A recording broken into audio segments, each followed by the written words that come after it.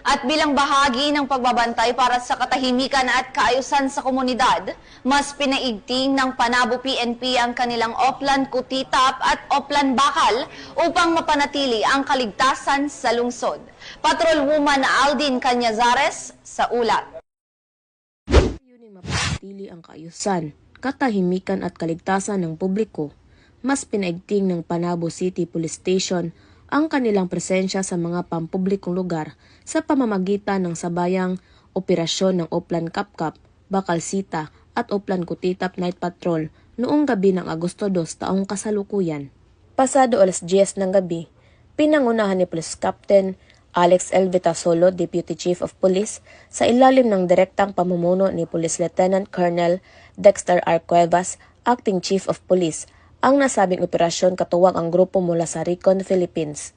Sa operasyon ng Oplan Kapkap, Bakalsita, masusing sinuri ng kapulisan ang mga nasa inuman, bars at establisimento sa lungsod upang masigurong walang nagdadala ng mga armas o anumang bagay na maaaring magbanta sa kapayapaan at kaligtasan ng publiko.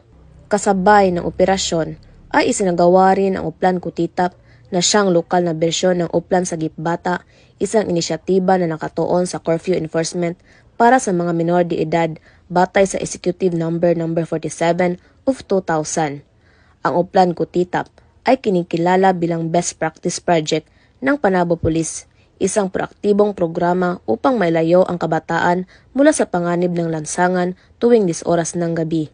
Ang mga residente at ilang negosyante ay nagpahayag ng kanilang suporta sa isinagawang operasyon, anilay mas panatag ang loob ng publiko kapag nakikita ang aktibong presensya ng kapulisan sa mga lansangan, lalo na sa gabi.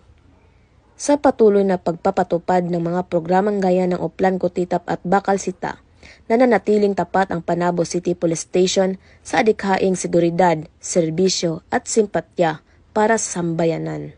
Mula dito sa Police Regional Office 11, ako ang inyong PNN correspondent, Patrolwoman Aldin Cañazares, alagad ng batas, tagataguyod ng Balitang Pulis.